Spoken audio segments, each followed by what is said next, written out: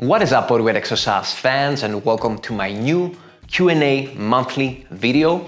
I'll be doing these once a month and I'll be answering 10 questions in total. Out of these 10 questions, I'll also choose the top troll question of the month just to keep things funny. I also tried doing these, I've been trying to do these for a while now. I tried some live ones, which didn't work out that well because I had technical problems. The connection was...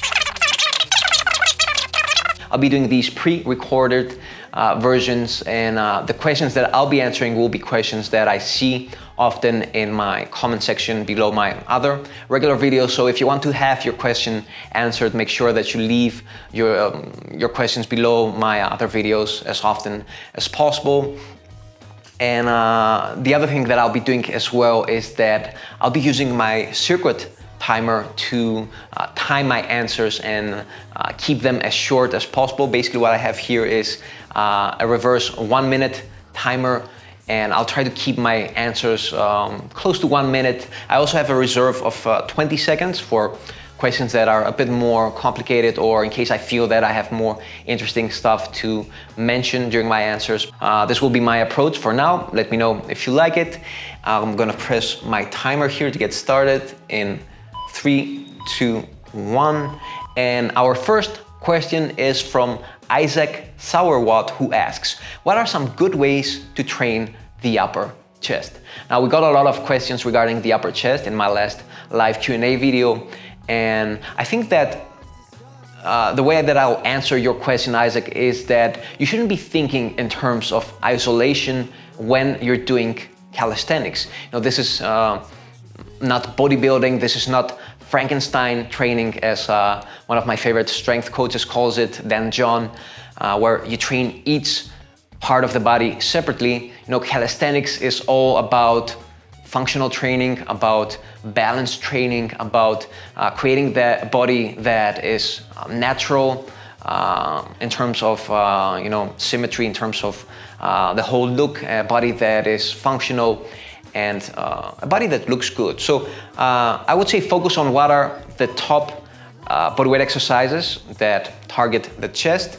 I'm taking my extra time here, extra 20 seconds, and make sure that you hammer these on a weekly basis, and you get a really good looking chest, you know, based on your body type, a chest that looks strong, looks healthy, and looks overall aesthetic. So top 2 exercises regarding the chest when it comes to bodyweight training. I'm taking some extra time here, but you give me some slack since this is the first time I'm trying this, are number 1, dips, and number 2, push-ups.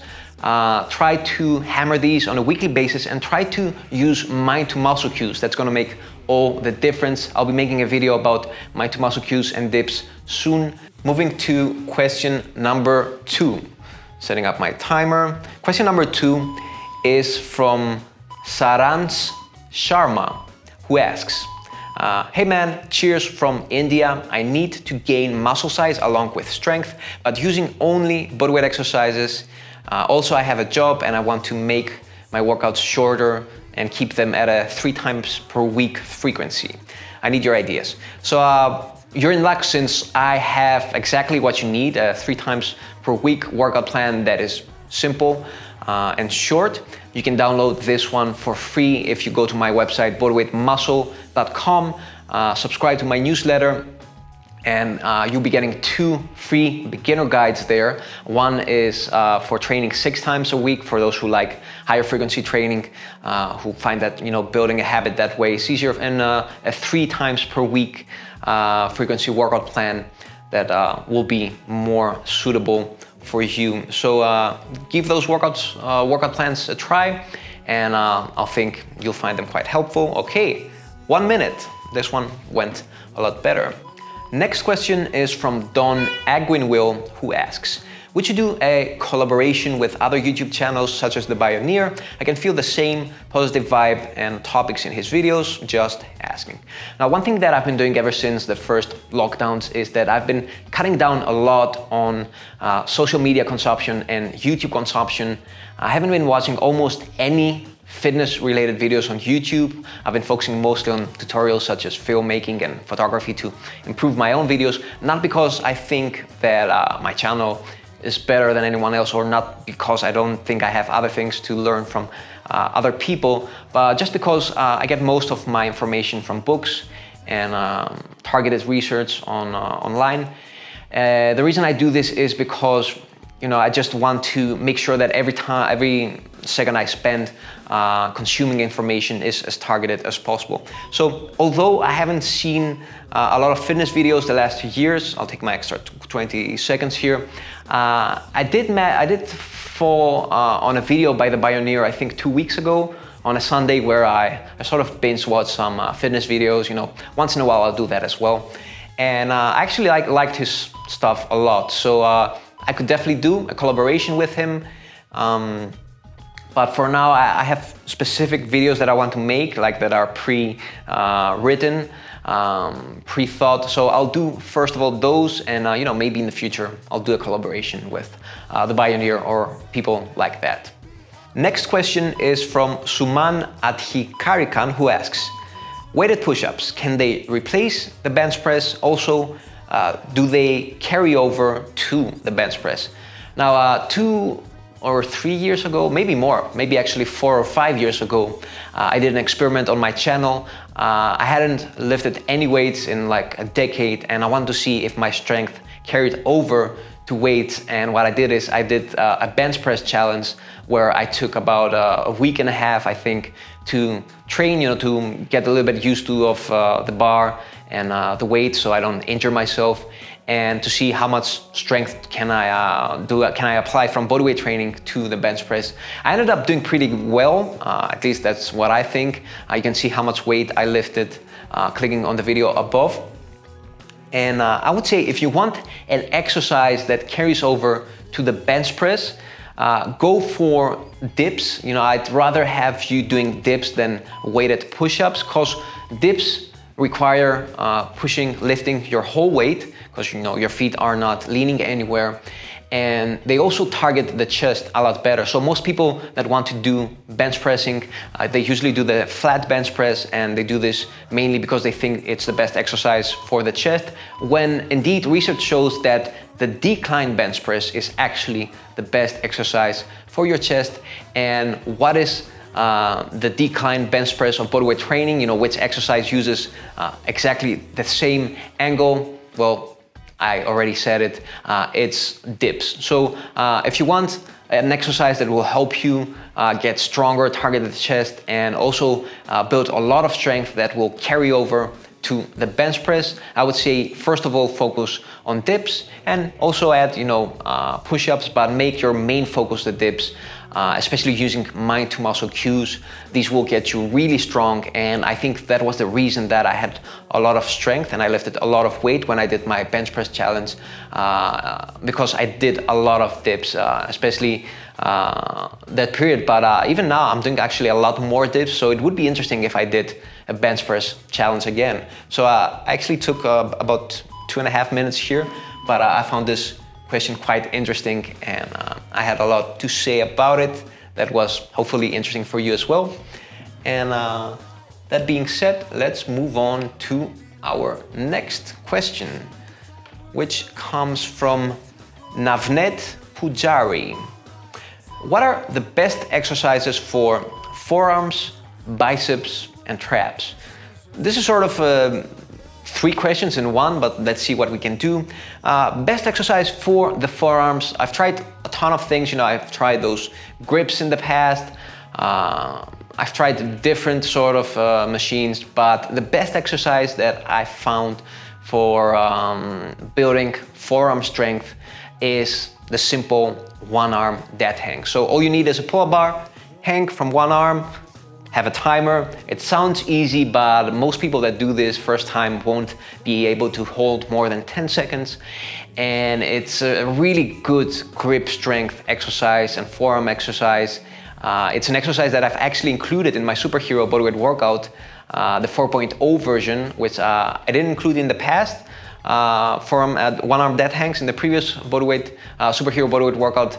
plans, but I reintroduced them in this one because I remember doing these in the past and how much stronger they made me.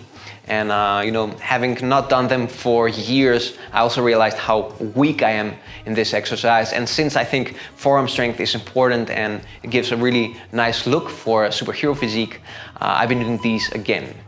Okay, doing better with time. This one is from Bullis, something like that. Are there ways to do pull-ups that give the same effect as rows? So I'm guessing what TB asks here is, how can I focus more on that middle trap area, that middle part of the back where inverted rows focus, without doing the rows and doing only pull-ups? Now this is a good question because a lot of calisthenic trainees overdo it with pull-ups. They don't focus on horizontal pulling, and as a result, you know, they have this really hunched up physique because they have an overdevelopment of the lats and an underdevelopment of the middle trapezius area. If you watch my previous video, how to do chest to bar pull-ups, this way of doing pull-ups actually does help a lot in targeting also the middle part of your back instead of just targeting the lats. So start with that video, and I would say just find a way to also do inverted rows. You know, it's always not a good idea. It's never a good idea to overdo it with one exercise. Try to include rows, but if that's not possible, also focus on my previous video, how to do chest to bar pull-ups. These are also really good for the middle part of your back. Okay, next question is from Kieran, Broome, Faulkner, something like that, who asks, I do kickboxing and rock climbing, so I need to keep my body weight low but gain strength at the same time. How would you recommend keeping body weight low but gaining strength at the same time? This is a good question. I've been actually talking a lot about this lately in my channel. It's called body recompositioning. This is the nutritional approach you want to focus. I'll link a video about this topic, but in a nutshell, what body recompositioning is when you're gaining muscle and you're losing fat, or in the worst case scenario, you're not compromising any muscle mass, but you're dropping fat. You know, it used to be the case that people said this is not really possible for most people, but from more current research, we know that this works as long as you keep protein intake high. So I would say as close as possible to 1 gram per pound per body weight, and keeping your strength training also frequent. So training at least 5 times per week, always focusing on a little bit of extra strength training if you're also doing the other things you're doing. But what is crucial is to keep your protein as high as possible, so you're not compromising any muscle mass, you're not losing muscle, and being on a slight caloric deficit. So you don't want to overdo it with your calorie deficit. You don't want to be too aggressive with it. I would say around 0.5 to 1% of your total weight is the weight that you want to be losing per week. So for most people that will be around a pound per week if you're above 20% body fat. If you're below that, the more you get closer to a single digit body fat level, I would say stay closer to half a pound per week if you need to lose weight. And again, always keep your strength training frequency high and your protein intake high. Make sure you watch the video I did on body recompositioning. That's like the best summary I could give you about this topic. Took a little bit of extra time here, but still kept it short. Okay, next question is from Marco. What about training full body every day? Yeah, sure, why not? I mean, that's what I do almost most of the year.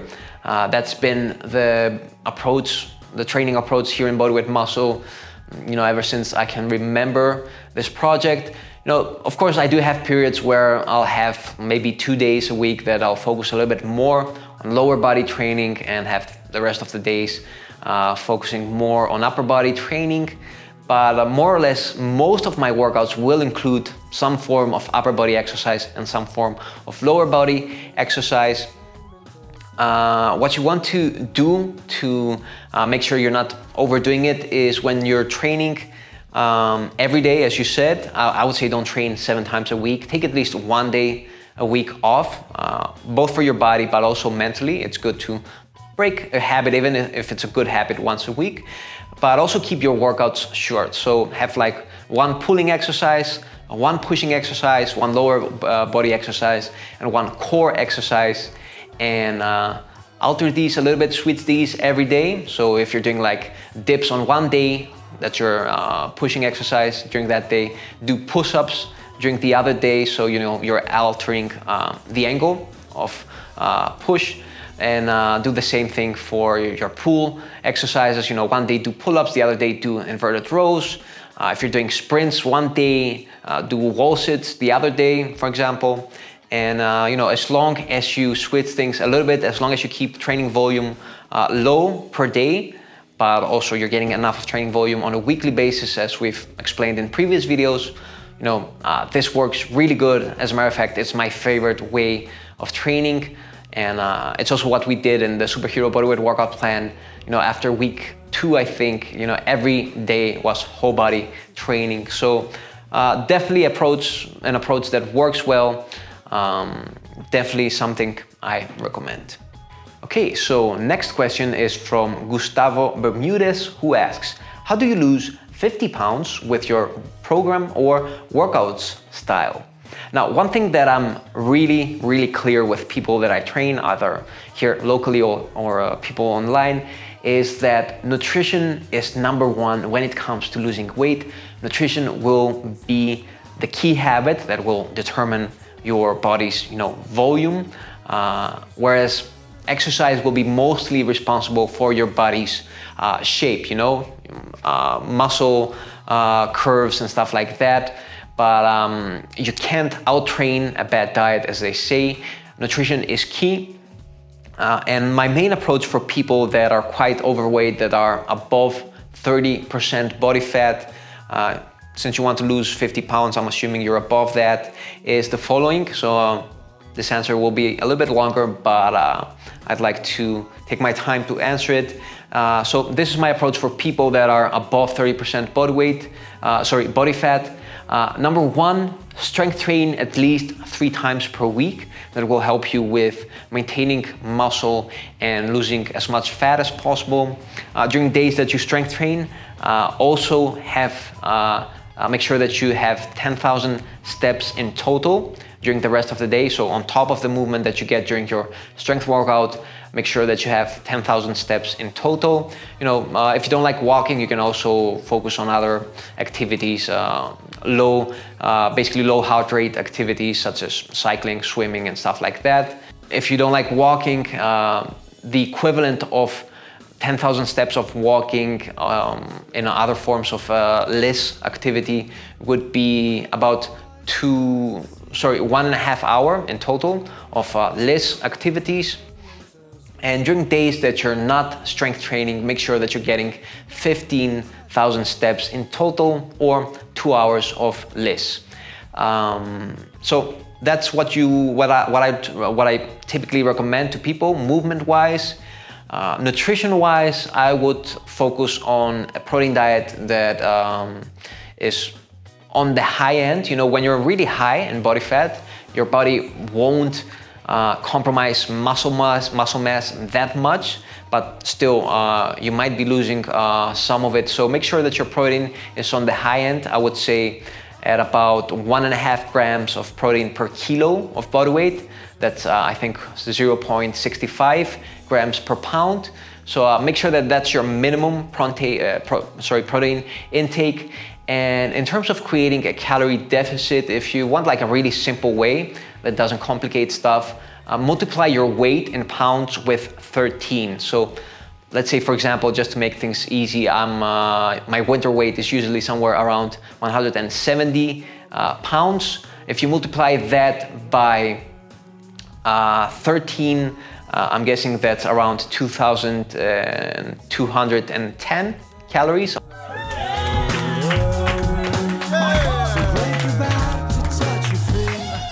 I'll correct it on the screen if I'm wrong, but do that calculation, multiply your body weight in pounds with 13, and that's your initial caloric deficit. Start with that and see how much you're progressing in terms of losing weight.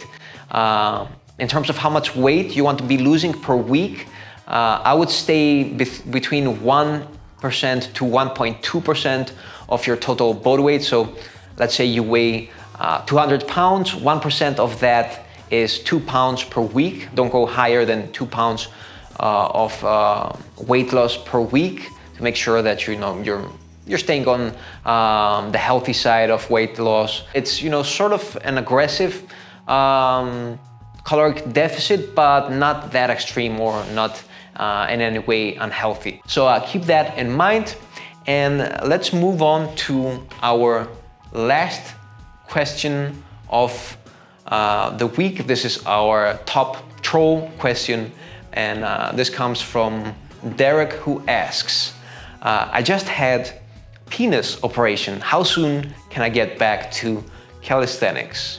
So yeah, I don't know if that's funny enough, but I wasn't expecting it when I was doing my live Q&A, and it made me laugh in the moment.